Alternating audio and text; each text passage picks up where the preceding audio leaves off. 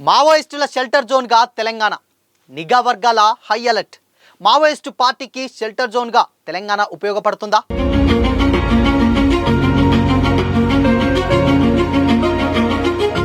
నమస్తే, welcome to Disha TV.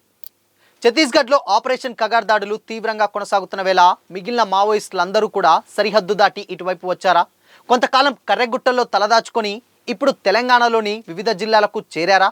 అగ్రనేతలు Devji, Damodar, Paparao కూడా వీరిలో ఉన్నారా అంటే అవునని అంటున్నారు మావోయిస్ట్ వ్యవహారాల విశ్లేషకులు.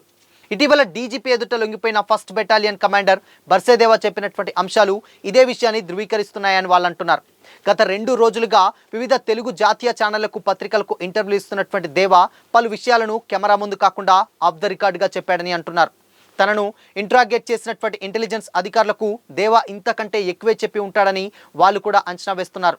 ఒక హిందీ ఛానల్ కోసం దేవా ఇంటర్వ్యూ తీసుకున్న విలేకరి ఈ విషయాన్ని తన రిపోర్ట్లో ప్రస్తావించారు.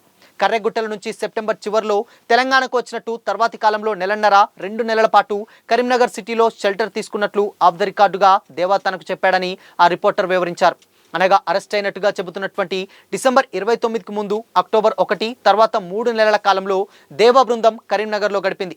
అలాగే అక్టోబర్ 26 వరకు హిడ్మా తనతోనే ఉన్నాడని, 27న తన నుంచి విడిపోయి విజయవాడ వెళ్ళాడని, నవంబర్లో ఎన్కౌంటర్ అయ్యాడని దేవా చెప్పాడు. అంటే హిడ్మా కూడా అక్టోబర్ 1 నుంచి 27 వరకు కరీంనగర్లోనే దేవాతో ఉన్నాడని భావించవచ్చా అనే విషయాన్ని కూడా విశ్లేషకులు ఎత్తి చూపుతున్నారు. తెలంగాణ నుంచే హిడ్మా విజయవాడ వెళ్ళాడని గతంలో మీడియాలో వార్తలు వచ్చినటువంటి విషయం గమనిస్తే ఇది నిజమేనని భావించవచ్చని వాళ్ళు అంటున్నారు. ఈ సిచ్యువేషన్స్లోనే పోలీసులు అలర్ట్ అయ్యారని తెలుస్తుంది. దేవ్జీ, దామోదర్, పాపారావు వంటి మిగిలినటువంటి మావోయిస్ట్ అగ్రనేతలు కూడా తెలంగాణలోనే ఎక్కడో ఒక చోట షెల్టర్ తీసుకొని ఉండవచ్చని కూడా వాళ్ళు అనుమానిస్తున్నారు. దేవా పట్టుబడిన విధంగానే వాళ్ళు కూడా త్వరలోనే దొరకడమో లేక లొంగిపోవడమో జరుగుతుందని భావిస్తున్నారు. ఇందులో భాగంగానే ఆయా నేతల లొంగుబాటుకు పోలీసులు వివిధ రకాలుగా ప్రయత్నాలు చేస్తున్నారని అంటున్నారు.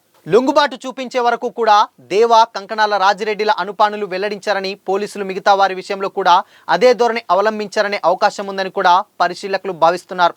అకస్మాత్తుగా ఏదో ఒక రోజు మిగతా నేతల లొంగుబాట్లను కూడా ప్రకటించే అవకాశం ఉందని కూడా అంటున్నారు. ఇలాంటి మరిన్ని అప్డేట్స్ కోసం ఛానల్ని లైక్ చేయండి, షేర్ చేయండి, సబ్స్క్రైబ్ చేయండి.